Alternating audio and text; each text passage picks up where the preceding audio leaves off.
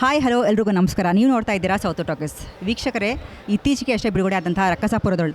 Usually ಒಂದು cinema release ಆದರೆ ಎಲ್ಲರೂ ಕೂಡ ಆ ಸಿನಿಮಾದ ಹೀರೋ ಬಗ್ಗೆ ಮಾತಾಡ್ತಾರೆ, ಬಿಟ್ಟರೆ ಸಪೋರ್ಟಿಂಗ್ ಆ್ಯಕ್ಟರ್ ಬಗ್ಗೆ ಮಾತಾಡ್ತಾರೆ. ಆದರೆ ಈ ಸಿನಿಮಾದಲ್ಲಿ ಮೊದಲನೇ ಬಾರಿಗೆ ಒಬ್ಬ ವಿಲನ್ ಬಗ್ಗೆ ಮಾತಾಡ್ತಾ ಇದ್ದಾರೆ. ಅಷ್ಟೇ ಪ್ರಶಂಸೆ ಸಿಗ್ತಾ ಇದೆ. ಸೊ ಅನಿರುದ್ಧ್ ಭಟ್ ಅವರು ಆ್ಯಂಡ್ ಇವ್ರನ್ನ ಎಲ್ಲೂ ಕೂಡ ಸಿನಿಮಾ ತಂಡದವರು ರಿವೀಲ್ ಮಾಡಿರಲಿಲ್ಲ. ನಂತರ ಇವರು ಹೊರಗಡೆ ಬಂದರು. ಸೊ ಇವತ್ತು ನಮ್ಮೊಟ್ಟಿಗೆ ಇದ್ದಾರೆ. ಬನ್ನಿ ಇವ್ರನ್ನ ಮಾತಾಡ್ತಾ ಹೋಗೋಣ. ಹಾಗೆಯೇ ಈ ಸಿನಿಮಾದಲ್ಲಿ ಅದ್ಭುತವಾಗಿ ಕಾಣಿಸ್ಕೊಂಡಿದ್ದಾರೆ ನಾಯಕ ನಟಿ ಅರ್ಚನಾ ಕೋಟಿಗೆ ಅವರು ಕೂಡ ನಮ್ಮೊಟ್ಟಿಗೆ ಇದ್ದಾರೆ. ಬನ್ನಿ ಮಾತಾಡ್ತಾ ಹೋಗೋಣ. ಮೊದಲಿಗೆ ನಮಸ್ಕಾರ. ಹೇಗಿದ್ದೀರಾ? ಖುಷಿಯಾಗಿದೆ ಮೇಡಮ್. ನೀವು? ನಾನು ಆರಾಮಾಗಿದ್ದೀನಿ. ಮ್ಯಾಮ್ ಹೇಗಿದ್ದೀರಾ? ಆರಾಮ್. ನೀವು? ನಾನು ಅಷ್ಟೇ ಚೆನ್ನಾಗಿದ್ದೀನಿ. ಆ್ಯಕ್ಚುಲಿ ರಕ್ಕಸಪುರದೊಳು ಸಿನಿಮಾ ಅಂತೂ ಅದ್ಭುತವಾಗಿದೆ. ಪರ್ಸ್ನಲಿ ನಮ್ಮೆಲ್ರಿಗೂ ತುಂಬ ಇಷ್ಟ ಆಗಿರುವಂಥ. ಆ್ಯಂಡ್ ನಿಮ್ಮ ಸಿನಿಮಾದ ಒಂದು ಸ್ಟ್ರಾಟಜಿ ಏನು ಅಂದರೆ, ಎಲ್ಲೂ ಕೂಡ ನಿಮ್ಮನ್ನು ಅವರು ಮೊದಲನೇದಾಗಿ ರಿವೀಲ್ ಮಾಡಿರಲಿಲ್ಲ, ನಂತರ ನೀವು ಹೊರಗಡೆ ಬಂದರೆ ಇದು ಅಂದರೆ ಯಾವ ರೀತಿ ಪ್ಲ್ಯಾನ್ ಮಾಡ್ಕೊಂಡು? ಅಂದರೆ ಕ್ರೈಮ್ ಥ್ರಿಲ್ಲರ್ ಆಗಿರೋದ್ರಿಂದ ನಾನು ಎಲ್ಲಿ ಕಾಣಿಸ್ಕೊಂಡ್ರು ಇವಾಗ ನಾನು ಟ್ರೈಲರಲ್ಲಿ ನಂದು ಏನೂ ತೋರಿಸಿರಲ್ಲ. ಸೊ ಇವಾಗ ನಾನು ಪ್ರೋಗ್ರಾಮ್ಗೆ ಅಲ್ಲಿ ಬರ್ತಾ ಇದ್ದರೆ ಗೊತ್ತಾಗ್ಬಿಡುತ್ತಲ್ಲ ನಾನೇ ವಿಲನ್ ಅಂತಂದ್ಬಿಟ್ಟು. ಸೊ ಹಾಗಾಗಿ ಅಟ್ಲೀಸ್ಟ್ ಒಂದು 2 ದಿನ ಆದ್ರೂ ಹೋಲ್ಡ್ ಮಾಡೋಣ ಅಂತೇಳಿ ಎಲ್ಲೂ ಕಾಣಿಸ್ಕೊಳ್ಳೋದು ಬೇಡ ಅಂತ ರಾಜ್ ಸರ್ ಮಾಸ್ಟರ್ ಎಲ್ಲ ಹೇಳಿದರು. ಸೊ ಹಾಗಾಗಿ ಅದನ್ನು ಫಾಲೋ ಮಾಡಿದೆ ಅಷ್ಟೇ. ಆ್ಯಕ್ಚುಲಿ ನಾನು ಬಂದು ನೋಡ್ತಾ ಇದ್ದೆ ಸಿನಿಮಾ ಎಲ್ಲ. ಸರಿ ಹೇಳಿ. ಅಲ್ಲ, ನೀವು ಹೇಳಿ ಅರ್ಧ ಆಡಿಯನ್ಸ್ಗೆಲ್ಲ ರಿವೀಲ್ ಮಾಡ್ತಾ ಇದ್ದೀರಲ್ಲ. ನಾವು ಆ್ಯಕ್ಚುಲಿ ಇವಾಗಲೇ ನಾವು ಅಂದರೆ ಹೇಳ್ತಿರೋದು. ಬಿಕಾಸ್ ಒಂದೇನಂದರೆ, ಆವತ್ತು ನಾವು ಮಾತಾಡಿಸ್ಬೇಕಾದ್ರೆ ಒಂದು ರವಿ ಸರ್ ಹತ್ರ ನಾವು ಮಾತಾಡಬೇಕಾದ್ರೆ ಅವ್ರು ಒಂದು ಹೇಳಿದ್ರು, ಆಡಿಯನ್ಸ್ ತುಂಬ ಇಂಟೆಲಿಜೆಂಟ್ ಇದ್ದಾರೆ ಎಸ್ಪೆಷಲಿ. ಬಿಕಾಸ್ ಅವರು ಕೂಡ ಪ್ರೀಮಿಯರ್ ಶೋ ಮಾಡಿದ್ರು ಇಲ್ಲಿ ಬೆಂಗಳೂರಲ್ಲಿ. ಮೈಸೂರಲ್ಲಿ ಅದ್ಭುತವಾದಂಥ ರೆಸ್ಪಾನ್ಸ್ ಸಿಕ್ತು. ಇಲ್ಲೇನಂದರೆ ಬೆಂಗಳೂರಿನಲ್ಲಿ ಸೆಕೆಂಡ್ ಹಾಫ್ನಲ್ಲಿ ಒಬ್ಬ ಬರ್ತಾನೆ, ಸಖತ್ತಾಗಿ ಮಾಡಿದ್ದಾನೆ, ಅವನು ನೋಡೋದಕ್ಕೆ ಸಿನಿಮಾಗೆ ಬರಬೇಕು ಅಂತ ಎಲ್ಲರೂ ಹಂಗೆ ಹೇಳ್ತಿದ್ದಾರೆ. ಯಾರು ಕೂಡ ವಿಲನ್ನು ಯಾರೂ ಹೇಳೂ ಇಲ್ಲ. ಬಿಕಾಸ್ ಆಮೇಲೆ ಅವ್ರು ಹೇಳ್ತಿದ್ದಾರೆ ಇಂಟೆಲಿಜೆಂಟ್ ಪ್ರಾಬಬ್ಲಿ ಫ್ಯಾನ್ಸ್ ಇದ್ದಾರೆ. ಸೊ ಅದಕ್ಕೆ ಆ ರೀತಿ ಸೊ ಈ ಥರ ನಮಗೆ ರೆಸ್ಪಾನ್ಸ್ಗಳು ಕೇಳಿದಾಗ ತುಂಬ ಖುಷಿ ಅಂತ ಅನಿಸುತ್ತೆ. ಎಸ್ಪೆಷಲಿ ನಿಮ್ಮ ಪರ್ಫಾರ್ಮೆನ್ಸ್ ಸರ್ ಅದ್ಭುತವಾಗಿ ಲಿಟ್ರಲಿ. ಮ್ಯಾಮ್ ನಿಮ್ಮದು ಸಿಕ್ಕಾಪಟ್ಟೆ ಕಷ್ಟಪಟ್ಟು ಮಾಡಿದ್ದಾರೆ. ಅಂದರೆ ನಾನು ಕಣ್ಣಾರೆ ನೋಡಿದ್ದೀನಿ. ಎಷ್ಟೊಂದು ಜನ ಕಷ್ಟಪಟ್ಟು ಮಾಡೋರಿಗೆ ಏನು ಅದು ಫಲ ಸಿಗಬೇಕು ಅಂತ ಏನಿರಲ್ವಲ್ಲ. ಬಟ್ ಇವನಿಗೆ ಸಿಕ್ಕಿರೋದು ನನಗೆ ತುಂಬ ಖುಷಿ ಇದೆ. ಆ್ಯಂಡ್ ಇದು ನೀವು ನೋಡಿರೋದು ಬರೀ 20 ನಿಮಿಷ ಇವೊಂದು ಟ್ಯಾಲೆಂಟು. ಇನ್ನೂ 3 ಅವರ್ ಟ್ಯಾಲೆಂಟ್ ಇದೆ, ನೀವು ಅತಿ ಶೀಘ್ರದಲ್ಲಿ ನೋಡಬೇಕು ಅಂತ ಹೇಳಿ. ಮತ್ತೊಂದು ಆ್ಯಕ್ಚುಲಿ ಏನು ಹೇಳ್ತಿದ್ದಾರೆ, ಎಲ್ಲರೂ ರಾಜ್ ಸರ್ನ ಡಾಮಿನೇಟ್ ಮಾಡಿದ್ದೀರಾ ಅನ್ನೋವಂಥ ಒಂದು ಮಾತುಗಳು ನಮಗೆ ನಾವು ಒಂದಷ್ಟು ಜನನ ಮಾತಾಡ್ಸಿದ್ವಿ, ಅವರಿಂದ ಕೇಳಿ ಬರ್ತಾಯಿದೆ. ಇದ್ರ ಬಗ್ಗೆ ಏನು ಹೇಳಿ? ನಾನು ಆ್ಯಕ್ಚುಲಿ ಇಲ್ಲಿ ಇವಾಗ ನನ್ನ ಇಂಟರ್ವ್ಯೂ ಮಾಡ್ತಿದ್ದಾರೆ ಅಂದರೆ ಅವರೇ ಕಾರಣ. ಸೊ ಅದನ್ನು ನಾನು ಲೈಕ್ ನನ್ನ ಪಾತ್ರ ಅವ್ರ ಪಾತ್ರಕ್ಕಿಂತ ಸ್ವಲ್ಪ ಜಾಸ್ತಿ ಲೌಡ್ ಇದೆ ಅಂತ ನಾನು ನಂಬ್ತೀನಿ. ರಾಜ್ ಸರ್ನ ಅನಿರುದ್ಧ್ ಡಾಮಿನೇಟ್ ಮಾಡಿಲ್ಲ. ಶಿವನ್ ಕ್ಯಾರೆಕ್ಟರ್ಗಿಂತ ಆದಿ ಅರುಣನ್ ಕ್ಯಾರೆಕ್ಟರ್ ಸ್ವಲ್ಪ ಹೈಲೈಟ್ ಆಗಿದೆ. ಲೈಕ್ ಅದೇ ಏನು ಹೇಳೋದು, ಸ್ವಲ್ಪ ಲೌಡ್ ಇದೆ ಅಷ್ಟೇ ಆ್ಯಕ್ಟಿಂಗ್ ವಯಸ್ಸಲ್ಲಿ. ಅವ್ರ ಪಾತ್ರಕ್ಕೆ ಅದೇ ಆದ ಬೌಂಡ್ರಿ ಇರುತ್ತೆ. ನಾನು ಸುಮ್ಮನೆ ಲೈಕ್ 2 ಕ್ಯಾರೆಕ್ಟರ್ ಸ್ವಿಚ್ ಮಾಡೋ ಥರ ಆಗಲಿ, ಇಲ್ಲ ಸೈಕೋ ಥರ ಮಾಡ್ತೀನಿ ಅಂತ ಅವ್ರು ಅದನ್ನು ಮಾಡೋಕ್ಕಾಗಲ್ಲ. ಅವ್ರ ಬೌಂಡ್ರಿಯಲ್ಲಿ ಅವ್ರು ಮಾಡಿರ್ತಾರೆ, ನಾನು ನನ್ನ ಬೌಂಡ್ರಿಯಲ್ಲಿ ನಾನು ಮಾಡಿರ್ತೀನಿ. ಮೇ ಬಿ ಜನರಿಗೆ ಅದು ಇಷ್ಟ ಆಗಿದೆ, ಸೊ ಅದು ಖುಷಿ ಇದೆ. ಬಟ್ ಖಂಡಿತ ಅದನ್ನು ನಾನು ಕನ್ಸಿಡರೇ ಮಾಡಲ್ಲ. ಸುಮ್ಮನೆ ನಾನು ಲೈಕ್ ಐ ಆಮ್ ಹ್ಯಾಪಿ. ಅವ್ರಿಗೆ ಇರೋ ಟ್ಯಾಲೆಂಟ್ 10% ನಾವು ರೀಚ್ ಆದ್ರೇ I am like I will be very happy. So ಅದು ನನಗೆ ಅಷ್ಟು ಇಷ್ಟ ಆಗಲ್ಲ.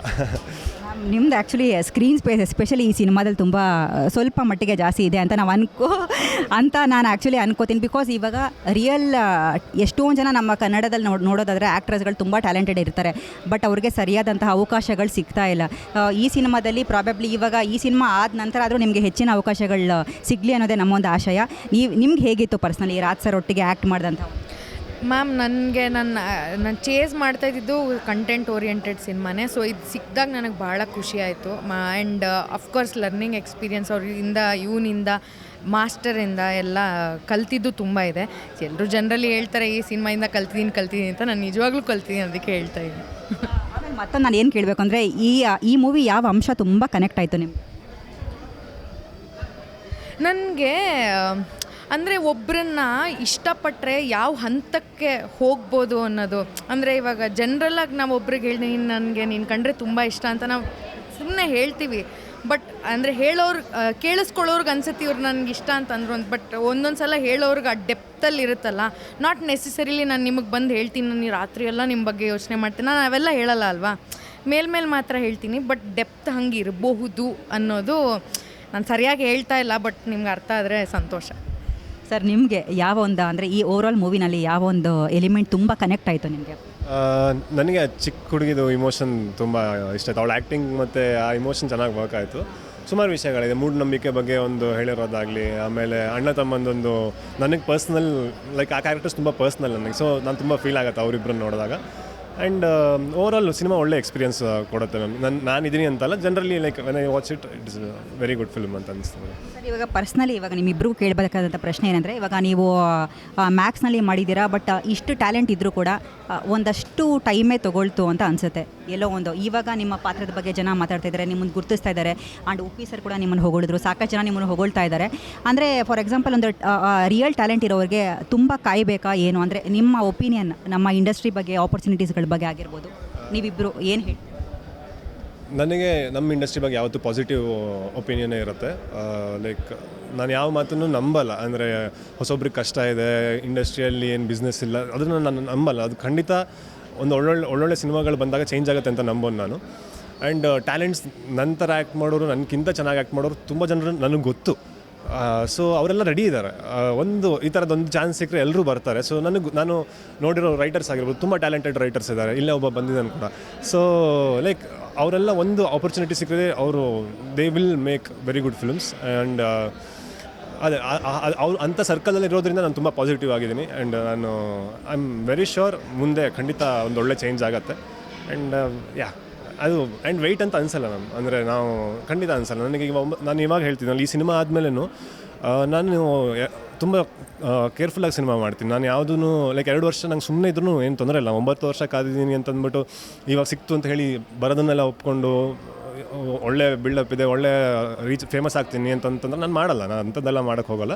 ತುಂಬ ಹುಷಾರಾಗಿ ಒಳ್ಳೆ ಸಿನಿಮಾ ಮಾಡಬೇಕು. ನನಗೆ ನಮ್ಮ ಇಂಡಸ್ಟ್ರಿಗೆ ಆದಷ್ಟು ನಮ್ಮ ಕೈಲಿ ಎಷ್ಟು ಕಾಂಟ್ರಿಬ್ಯೂಟ್ ಮಾಡೋಕ್ಕಾಗತ್ತೆ ಅದನ್ನು ಮಾಡಬೇಕು ಅನ್ನೋದೊಂದೇ ಆಸೆ ಇದೆ. ಅದನ್ನು ಖಂಡಿತ ಮಾಡ್ತೀನಿ ಮೇಡಮ್. ನಿಮ್ಮ ಕ್ವೆಶನೇ ಮರ್ತೋಯ್ತು. ನನ್ನ ಕ್ವಶನೇ ಅಂದರೆ ನಿಜವಾಗ್ಲೂ ಟ್ಯಾಲೆಂಟ್ ಇದ್ದವ್ರಿಗೆ ತುಂಬ ಲೇಟಾಗಿ ಒಂದು ಸಕ್ಸಸ್ ಸಿಗೋವಂಥದ್ದು. ಇದ್ರ ಬಗ್ಗೆ ನಮ್ಮ ಇಂಡಸ್ಟ್ರಿಯಲ್ಲಿ ಸರಿಯಾಗಿ ಆಪರ್ಚುನಿಟಿ ಸಿಗ್ತಿಲ್ವಾ ಹೇಗೆ? ಮ್ಯಾಮ್ ಅಂದರೆ ನಮಗೆ ಟ್ಯಾಲೆಂಟ್ ಇದೆ ಅಂತ ಅವ್ರಿಗೆ ಗೊತ್ತಾಗಕ್ಕೆ ಸ್ವಲ್ಪ ಟೈಮ್ ಬೇಕಲ್ವಾ? ಗೊತ್ತಾದಾಗ ನನ್ನ ಪ್ರಕಾರ ಖಂಡಿತ ಕೈ ಬಿಡಲ್ಲ. ಎಲ್ಲರೂ ನೀವೇ ನೋಡ್ದಂಗೆ ಇವ್ನಿಗೆ ಎಷ್ಟು ಹೊಗಳ್ತಿದ್ದಾರೆ. ನನಗೆ ಸಿನಿಮಾ ರಿಲೀಸ್ ಆದಾಗಿಂದ ಬರೀ ಇವನ ಬಗ್ಗೆನೇ ಮೆಸೇಜು. ಸೊ ನನಗೂ ಅನಿಸುತ್ತೆ ಟ್ಯಾಲೆಂಟ್ನ ಯಾವತ್ತೂ ಬಿಡಲ್ಲ, ಕಂಡು ಹಿಡಿಯೋಕ್ಕೆ ಸ್ವಲ್ಪ ಟೈಮ್ ಆಗ್ಬೋದು ಅಂತ. ನನ್ನ ಕೊನೆಯ ಪ್ರಶ್ನೆ, ನಿಮ್ಮಿಬ್ಬರಿಗೂ favourite portion of the movie ಯಾವುದು? ನಂಗೆ ಒಂದು ನಂದು ಬಿಟ್ಟ ನನಗೆ ಫೇವ್ರೆಟ್ ಪೋರ್ಷನ್ ಚಿಕ್ಕ ಹುಡುಗಿದ್ದು ಪೋರ್ಷನ್ ತುಂಬ ಇಷ್ಟ ಆಯಿತು. ಆಮೇಲೆ ಇವ್ರದ್ದು ಅದೇ ಎಲ್ಲರದ್ದು ಫಸ್ಟ್ ಆಫ್ ಆಲ್ ಸುಮಾರು ಸೀಕ್ವೆನ್ಸ್ಗಳು ಇಷ್ಟ ಆಯಿತು. ಸಿದ್ದಯ್ಯ ಸಾಂಗ್ ಸೀಕ್ವೆನ್ಸಲ್ಲಿ ತುಂಬ ಇಷ್ಟ ಆಯಿತು. ಎಸ್ ಡೈಲಾಗ್ ಹೇಳ್ಬೋದಾ ಸರ್? ಇಲ್ಲ ಡೈಲಾಗ್ ಹೇಳಲ್ಲ. ಡೈಲಾಗ್ ನೋಡಬೇಕು ಅಂದರೆ ಥಿಯೇಟ್ರಿಗೆ ಬನ್ನಿ ಅಂತ ಹೇಳು. ಆಮೇಲೆ ಇವಾಗ ಇನ್ನೂ ಎಷ್ಟು ಅಂದರೆ ಸಾಕಷ್ಟು ಜನ ಸಿನಿಮಾ ನೋಡಿಲ್ಲ, ನೋಡದೇ ಇರೋರಿಗೆ ಏನು ಹೇಳ್ತೀರಾ? ನೋಡದೇ ಇರೋರು ನೀನು ಈ ಕಡೆ ಬಾ, ಇವ್ರನ್ನ ತೋರಿಸ್ಬೇಡಿ ಅಷ್ಟೇ. ಇಷ್ಟ ಸೊ ಓಕೆ, ಒಂದು ಒಳ್ಳೆ ಸಿಂಪಲ್ ಥ್ರಿಲ್ಲರ್ ಸಿನಿಮಾ. ತುಂಬ ತಲೆ ಕೆಡಿಸ್ಕೊಂಡು ಏನಾಯಿತು ಅಂತ ಹೇಳಿ ಸಿನಿಮಾ ಲೈಕ್ 2 ಅವರ್ ನೋಡಿದ್ರು ಅರ್ಥ ಆಗದೆ ಹೊರಗೆ ಬರ್ತಾರೆ ಕೆಲವು ಥ್ರಿಲ್ಲರ್ ಸಿನಿಮಾ ನೋಡಿ. ಇದು ಹಂಗಲ್ಲ, ಎಲ್ಲ ಫ್ಯಾಮಿಲಿ ಆಡಿಯನ್ಸ್ ತುಂಬ ಬರ್ತಾ ಇದ್ದಾರೆ. ನಾನು ಒಂದು ಲಾಸ್ಟ್ 2-3 ಡೇಸಿಂದ ಥಿಯೇಟ್ರ್ ವಿಸಿಟ್ ಮಾಡಿದಾಗ ತುಂಬ ಫ್ಯಾಮಿಲಿ ಆಡಿಯನ್ಸ್ ನೋಡಿ ಇಷ್ಟಪಡ್ತಾ ಇದ್ದಾರೆ, ವಯಸ್ಸಾದವ್ರು ಬಂದು ನೋಡ್ತಾ ಇದ್ದಾರೆ. So very simple clean thriller cinema ಅಂತ ಹೇಳೋಕೆ ಇಷ್ಟಪಡ್ತೀನಿ. ಆ್ಯಂಡ್ ಎಂಟರ್ಟೈನ್ಮೆಂಟ್ಗಂತೂ ಏನು ಕೊರತೆ ಇಲ್ಲ. ಸೊ ಆ್ಯಂಡ್ ನಾನು ಕೂಡ ಸ್ವಲ್ಪ ಚೆನ್ನಾಗಿ ಆ್ಯಕ್ಟಿಂಗ್ ಮಾಡಿದ್ದೀನಿ. ಸೊ ಸ್ವಲ್ಪ ಬಂದು ನೋಡಿದ್ರೆ ನಂತರ ಇನ್ನೊಂದಷ್ಟು ಜನ ಹೊರಗೆ ಬರೋಕ್ಕೆ ಧೈರ್ಯ ಬರುತ್ತೆ. ಸೊ ಅದಾಗಲಿ ಅಂತ ಕೇಳ್ಕೊತೀನಿ ಅಷ್ಟೇ. All the very best sir. Ma'am ನಿಮಗೂ ಅಷ್ಟೇ ತುಂಬ ಒಳ್ಳೆಯದಾಗಲಿ, ಒಳ್ಳೊಳ್ಳೆ ಪ್ರಾಜೆಕ್ಟ್ಸ್ಗಳು ಸಿಗ್ತಾ ಇರಲಿ. Thank you sir, thank you so much.